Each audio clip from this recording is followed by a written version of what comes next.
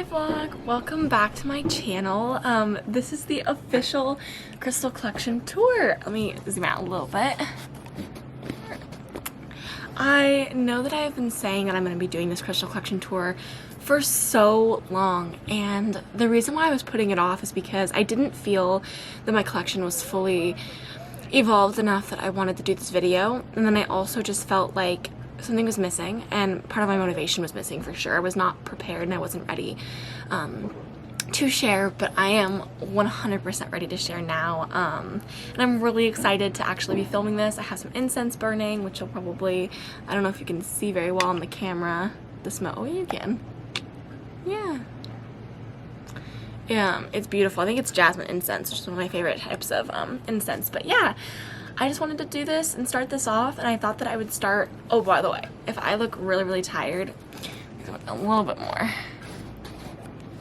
If I look really tired, it's because I just woke up. I saw that the lighting was really beautiful outside, except now there are clouds coming in, which is totally fine. That's part of nature. Obviously, I can't control when there's sun, when there's clouds. I just did an Instagram post that was talking about how, you know, everyone thinks, oh, these rainy days are so non-vibrant, but it's the rain that brings us the vibrant life, if that makes sense. So I really just feel like I'm gonna stick it out. We're leaving tomorrow, and I'm like, you know what? If I can't get really beautiful shots of my crystals right now to show you, I will tell you about them, and then later when the sunlight is just gleaming, I will take quick snippets of each crystal in the beautiful sunlight to show, so that you can see them when they're really vibrant and lit up, and you can actually see all of their like inclusions and their little orbicular little spheres and things like that. So that's basically what I wanted to put out there. So if you're looking at these crystals right now and you're like, oh my god, like these are not going to be very beautiful in this cloudy weather, trust me, it's beautiful here, and I love the clouds, I love the rain, but I will include some sunny clips of my crystals later. Okay, let's get into the video. The first, I guess, I'm going to go through the rainbow of crystals, although some of them are misorganized right now. I'm going to go through the rainbow of crystals I have, starting with white and clear, which I know is like not in the rainbow technically, but it is like the beginning, I guess, for me, is like the blank slate, the clear, you know, everything like that. So I'll start with actually the first crystal I've ever gotten, which is a satin spar spiral. So this is her. She is a satin spar spiral, about 3 inches tall, I would say. And she's really beautiful. You can see all of that like satin spar and hollow in the center. It is pretty scratched up, to be honest, mostly because over the years she's been very loved on, and I've taken good care of my crystals, but they do hit each other sometimes, or when they fall, or when they're in my bags. When I was a lot younger, I got this crystal when I was like 13 or 12, and when I had this crystal, when I first got it, I did not know how to properly care for them and package them and take them with me places, so that's why she's very scratched up. The next satin spar piece that I have, oh, I have another satin spar piece inside, I'm going to give it a minute, but this is a satin spar palm stone. So this one, you can see just the light that just reflects. There is more of a scratched up side, which I would say is this side. But this side has that really nice banding. Again, I think satin spar just gets scratched up easier. I'm in the process of purchasing some selenite. I know that satin spar and selenite have very similar compositions, but if you aren't familiar with it, satin spar is much more milky, and it has a lot more of like fibrous textures. So you can see through it kind of, but it has like those layers you can see almost like ice. Whereas with satin spar or selenite, it is completely clear, very glassy, like crackly almost, rather than milky or fibrous. So that's why I don't have any selenite, is because a lot of times they sell satin spar and they call it selenite, but it's not actually that. Okay, I'm gonna run and get my selenite or my satin spar slab. Okay, I got my this is my selenite slab, or my satin spar charging plate. Sorry again, I'm very tired. So you can see that the way the light just reflects off of it definitely represents how it is satin spar, not selenite. And then this is the other side. So it's about 6 inches, 7 inches. So I just lay my other crystals on top of it to charge them. So that's why it also is a little bit scratched up, is because I put other crystals on top of it, which is what it is used for. So if someone out there is like, do not layer your crystals. Believe me, I understand that, but satin spar charging plates are perfect for layering. That's actually what they're used for. So yeah, I'm not going to go really in depth with the properties and the meanings of each crystal. I was going to, and I was thinking about it. I have some actual questions that I wanted to answer at the end of this video, and I am still, you know, I really do love talking about it. I love talking about the meanings and the properties and what they do for me, what they can do for you, but I do think that I'm not an expert. I do practice galactic witchcraft. I'm very proud of what I practice, the positive healing, Mother Nature ways that I follow, but I do not want to seem like an expert, and if I say something that isn't correct in someone else's mind, I do not want to be called out for it and be told that I'm wrong, because I believe that everybody's right when it comes to crystals. It's whatever you feel they do for you. So I'll just say what they do for me, I guess, and never you know, assume that I mean that is automatically for someone else, if that makes sense. So for me, satin spar is just an overall amazing cleanser. It definitely helps with all of the chakras, and it's just great for amplifying other energies. So whenever I have another crystal around satin spar, I feel like the crystal that I'm charging just has 10 times more energy in my life, if that makes sense. So yeah, that's my satin spar. We'll move on to my clear quartz. This is my I'll show my clear quartz mushroom first. Look how cute. The first mushroom of the collection, a little clear quartz mushroom. I love this baby so much. Isn't it cute? I love crystal mushrooms. Obviously they're carved, and I would rather have crystals very untouched, although my favorites are towers and palm stones, which are carved as well. I think mushrooms are just adorable, and I think that it's just a perfect little shape, you know, represents that crystals really are part of nature. And then we have my crystal, or my clear quartz tower. So this is about 4.5 inches, maybe 4 inches tall. My clear quartz. I also have some clear quartz and black tourmaline, which are together. So although it is clear quartz, they are kind of put together. I mean, they're molded together, so that's why they have amplifying energies on both sides. Clear quartz is incredible as an overall cleanser for me, just like selenite and satin spar, but I do feel like the black tourmaline has some grounding and protective properties, and that really matches well with it. So this is my piece of raw clear quartz with black tourmaline inclusions. You can see the black tourmaline in there. It's very beautiful. I absolutely love having this in my collection. The next I'll do is angel aura quartz. So this is angel aura quartz. Again, in the sunlight, this crystal will be absolutely beautiful. It's beautiful no matter what. It still has the same healing properties, whether it's glittering or not. But because it's pretty cloudy, you can't see the full like inclusions and the rainbows in it. So that'll definitely come later. But you can still see some rainbows. You can see when I turn, yeah, there you go. Yeah. My angel aura quartz. I do know that it's named the Serenity Stone, like officially it's called the Serenity Stone, so I do believe that that has an influence on its properties. It is very serene of a stone, as you can probably tell.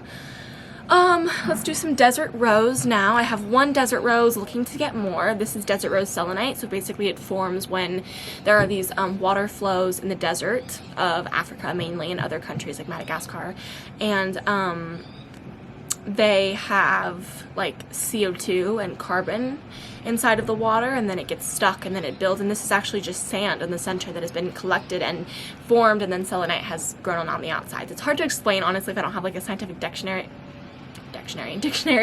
but yeah, that's just basically what desert rose selenite is, how it's formed. Very beautiful. You can see on this side it has like those smaller little formations, completely natural, which I think is very incredible. You know, oftentimes you can see things that are carved into like rose shapes or butterfly shapes, but this is like looks like a rose, completely natural. Then we'll move on to my pyrite. I have a small piece of pyrite. I think I have a larger piece at home that I did not bring with me to the San Juans, but I'm not positive. I know that I've had multiple pieces of pyrite over the years, and when I was younger, I treated it as fool's gold because everyone called pyrite fool's gold. And I was like, well, okay, I have some like fake gold, but I didn't realize that pyrite's actually an amazing crystal, and it has its own healing properties that are pretty amazing. So I think that pyrite deserves a little bit of more respect from me on that end. This is my pyrite. On this side, it's less chunky, and on this side, you can see the big pyrite inclusions. They're just gorgeous. Yeah, I don't really know everything about pyrite's properties. I mean, I do have some information on it at home and with me personally, but for me, I've just really felt connected to like abundance whenever I'm in the form of pyrite, not because it was called fool's gold, but honestly just because I feel like it's helped me with being more abundant in my life and almost being more like humble and having humility in my life, like not focusing entirely on the monetary properties. Okay, sorry, there was a very large semi that was driving past. They just unloaded some of their groceries into Roach Harbor, so it was just very loud for a second. Okay, so what was that on pyrite? The next will be opalite, or yeah, this is just regular opalite. I don't have any opal, other opal pieces at the moment. Also, this one in the sun will be absolutely magical. You can already see just the way it reflects. It's just gorgeous. See that? Those reflections are amazing. I love opalite. Actually makes me feel very connected to the sea whenever I'm with it. Like when I see opalite, when I feel opalite, I almost feel the waves of the ocean with me. That's just my personal thing. Like I think those are all of my more like clear and white crystals. Obviously pyrite's more gold, but I included it anyways. Next, oh actually let's include the Kiwi jasper into this one because she's pretty white. This is Kiwi jasper. You can see all those speckles. This is often confused with dalmatian jasper, which my dalmatian jasper is in here somewhere. Oh, it's down here. But this one is not dalmatian jasper, although it looks like it. You can see if you look very closely at it, there's blue speckles in it. Blue, sandy speckles, black speckles, whereas dalmatian jasper is regularly just kind of brown, kind of cream and black. This one does have blue in it. So this is Kiwi jasper. I would say about this 3-inch tower. Yeah, I love Kiwi jasper. I think it's absolutely gorgeous. One of my most recent pieces, actually, to the collection. So I am not 100%. I mean, I know some of its properties, but again, I'm not going to speak on them if I'm not entirely sure how they react for me, and also just in general. I don't want to be acting like I'm an expert. I do have my own opinions, which I will actually share on my Instagram more if you're more interested. You can actually DM me and ask me what the properties are if you're interested, and I could send you a list of what I've learned. Now we'll go through all of the red crystals, the red and orange crystals, because we're going down the rainbow, so we'll make our way to the end, which will be more of like the black and gray and gold crystals. So let's do, what's my most red crystal? I guess we'll do some red jasper. This is my red jasper point.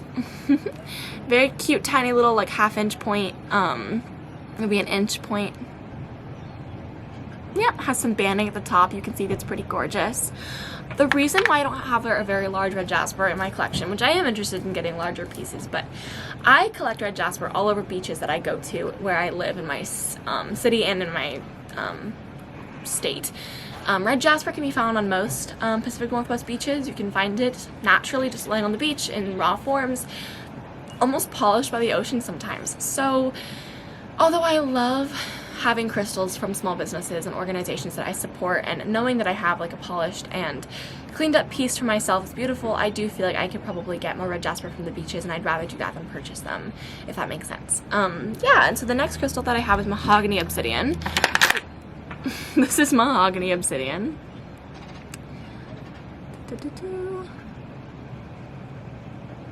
I haven't had this one for very long as well. A lot of these crystals, well, a lot of these towers are actually pretty new. I did have a large collection before I got some of my newer pieces, but I wanted to expand on more of like the rarer crystals, although mahogany obsidian's not rare. I had never really seen it before, and I hadn't seen it in stores near me, so I was like, you know what, that one would be a very good addition to my home and little crystal family. So I got mahogany obsidian, and then this one is bloodstone. So this is a bloodstone point. I didn't get a very red bloodstone point because I love seeing all of the gray and like the inclusions that are natural. Like this is a beautiful inclusion right there. And then you can see some red on the bottom, which I believe the bloodstone has red jasper in it. I believe that's what the red is in these crystals, but I'm not 100% positive. Again, don't quote me. You can look it up yourself. There's lots of information on websites online that have been fact-checked. So yeah, that is my bloodstone. This is red banded calcite. I love banded crystals because I feel like you can see so many layers, and just the banding itself is just beautiful. Oh, the sunlight's coming out. Thank you, sun. Okay, here's the red banded calcite. One more time. Very beautiful crystal. I love that. I almost just touched the hot embers. Gotta be careful with the incense.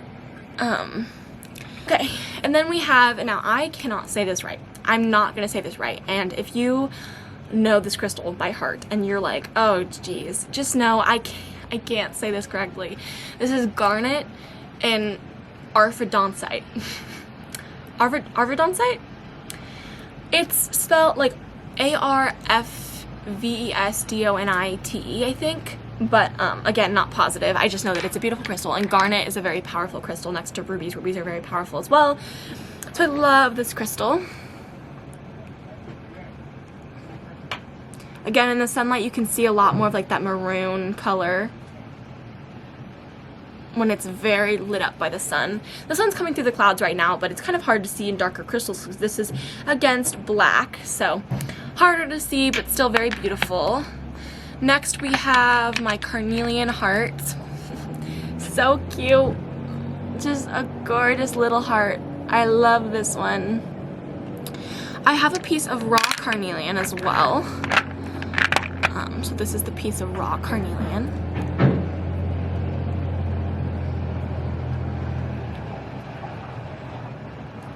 Of raw carnelian.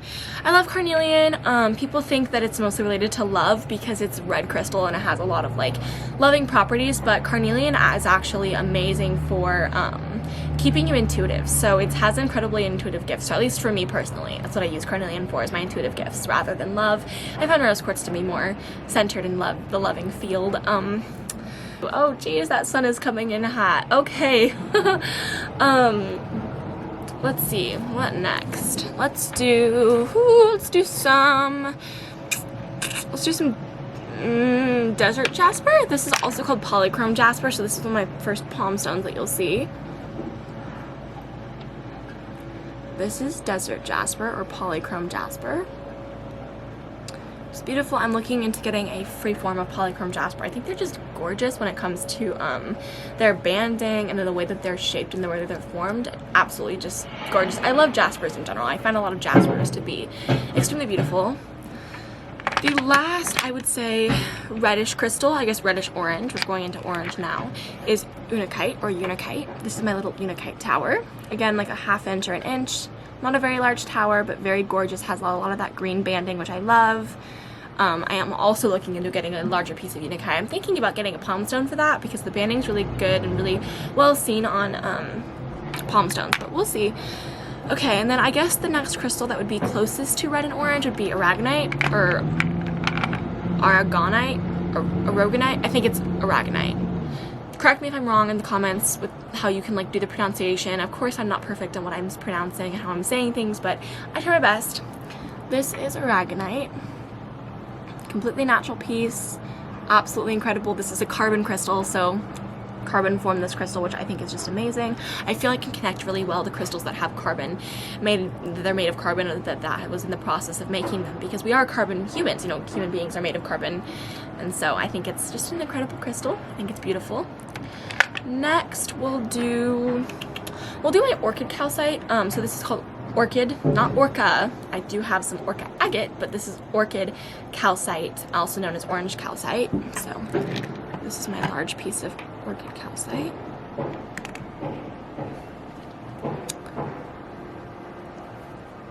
Which I think is just gorgeous. Pretty large point, pretty heavy point, but it sits on its own, so it would be considered like a half raw, half polished freeform. You can see all the sparkles. I think it's beautiful. I love it very much. Next, we'll do sunstone. So I have two pieces of sunstone, and they are both different shades of sunstone. So this one's more of a pinky sunstone. Then we have more of the orange sunstone. So this is the more orange one. So I have the orange sunstone, which is much more orange in color. Very beautiful point. And then we have more of the pinky sunstone with orange inclusions.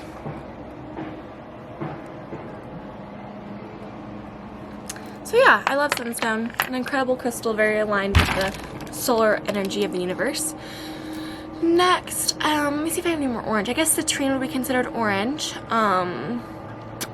Yeah, we'll do citrine. So I have a couple of pieces of, well, this is this is citrine, but it is just heat treated amethyst, really. This is what citrine is made of, or if it's not natural citrine, then this is heat treated amethyst. This is very recent. I got this a couple of days ago because I didn't have a large piece of heat treated amethyst.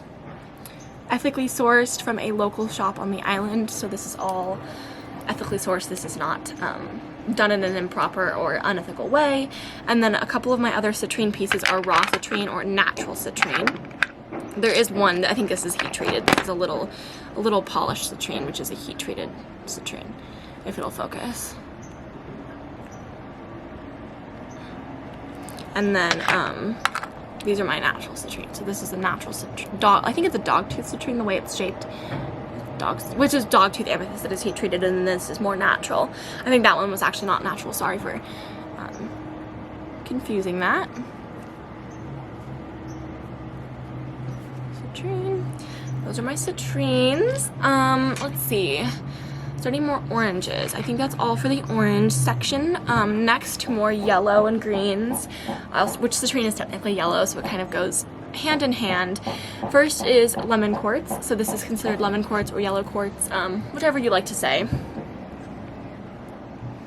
This one is absolutely beautiful. Again, in the sunlight, it'll just glitter.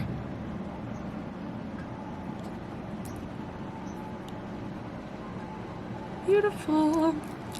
Love that one. Then we have some serpentine, which I would say that when it comes to serpentine, it's more of a greenish crystal to me, but it does have a lot of yellow in it as well, so it depends on your perception. I just included it in this section. This is my serpentine point. Very beautiful. It's half polished, half raw, which I love. One of my favorite forms is half polished, half raw free forms. I think that they're absolutely beautiful in their formations. So that's that. I guess we'll do Bumblebee Jasper next, because that's along in the yellows.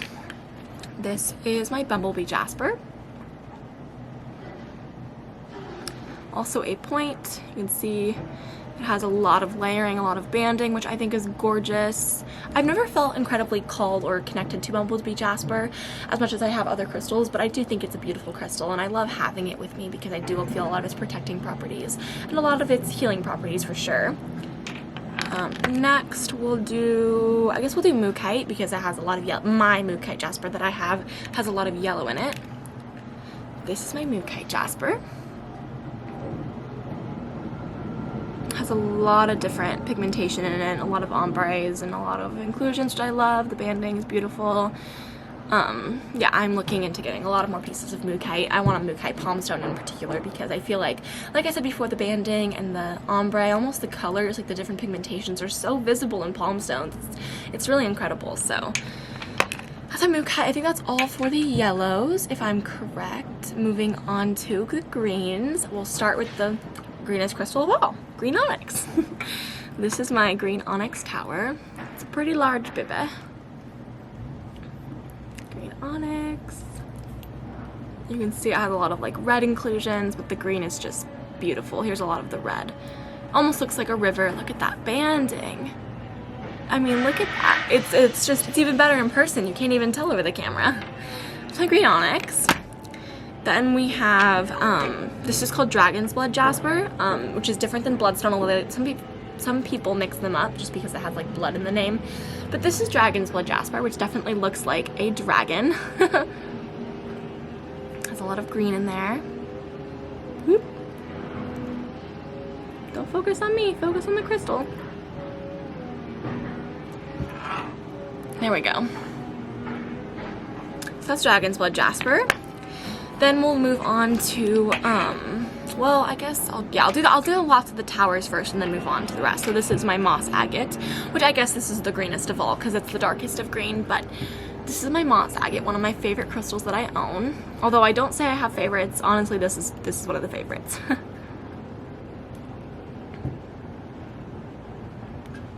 You can see all of the colors, and it has a druzy pocket right there. So you can see that glitter. in that druzy pocket. It's absolutely amazing. One of my favorites, like I said before. Moss agate connects me a lot to the earth. I feel very connected when I'm using this around to the animals around me specifically, although the plants obviously would represent the orange, not the orange, the green. I'm so tired this morning.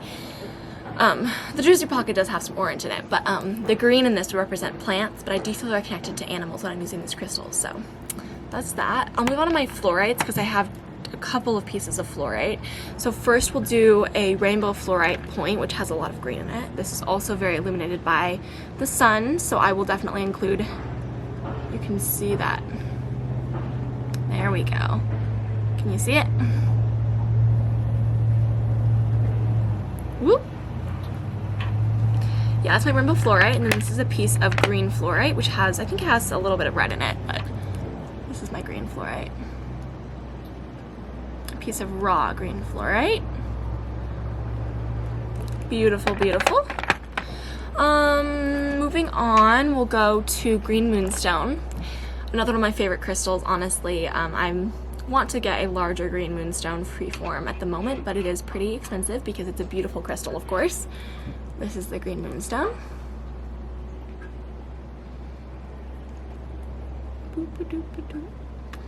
I think it's very beautiful. It's an amazing palm stone. It just fits perfectly in the palm of your hand. It's one of my most perfectly shaped palm stones, I have to say. Although, of course, like, perfect does not exist, and it shouldn't be considered like perfection or anything like that. This is just, I mean, you can't go wrong with this one. Then we'll move on to my malachite, which is also, I think, actually, I'm incorrect. This is the greenest of the green. If you're looking for a green crystal, you're looking for malachite. Let me smooth it off. This is my malachite.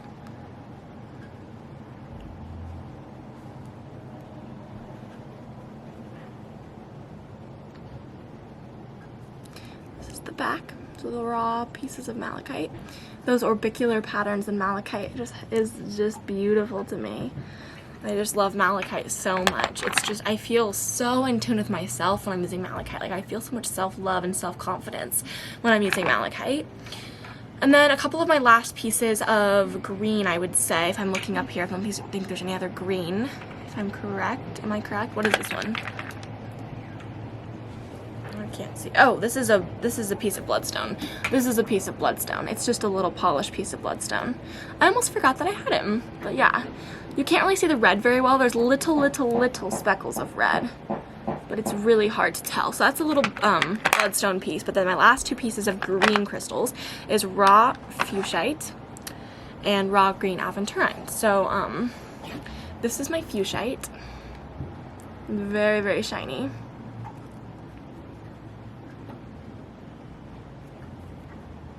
And then this is my raw green aventurine. This one is raw, but it feels like velvet. It's so soft, just absolutely beautiful. I love any aventurines that are out there, or aventurines, depending on your pronunciation. Okay, now we'll move on to blue crystals. I'm pretty sure that's all that I had for the green crystals. I definitely want to expand my collection on those a lot more. The first blue crystal I'll do is, we'll do lapis lazuli because I'm not looking to purchase any other pieces of lapis. I do love the crystal. I think it's absolutely gorgeous, and I love the coloring and the properties where it's mined is in Afghanistan, and I do not feel that the way it is mined and the people that are working are not treated correctly, so I will not be purchasing any more lapis lazuli, but I do have a couple of pieces already in my collection, so I guess, you know, I'm lucky to have that previously before I found this out, but also I feel pretty guilty because of the people that are treated so unfairly there, and also just the environment. It is not ethically mined or collected or anything. So this is my raw piece of lapis. And this is my tower, my lapis lazuli tower.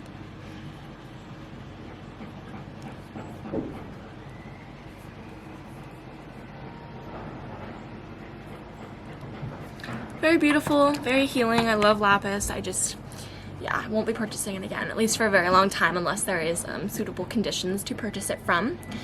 The next crystal I'll do is my sodalite, because I have a couple of pieces of sodalite. I have a raw piece of sodalite, which I'll start off with. And this is raw sodalite.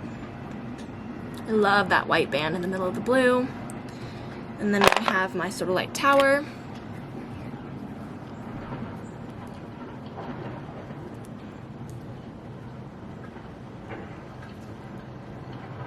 around. I think it's just gorgeous. Yeah, you can see the colors. Just beautiful. And then we have, let's do blue aventurine.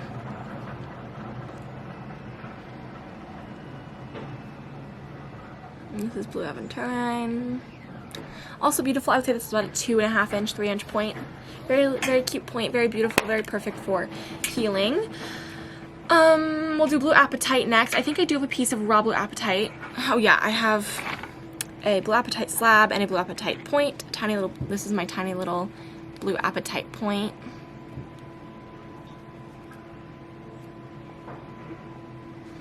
And then this is my blue apatite slab, which you can see a lot more of the coloring and the inclusions, which I think are just gorgeous.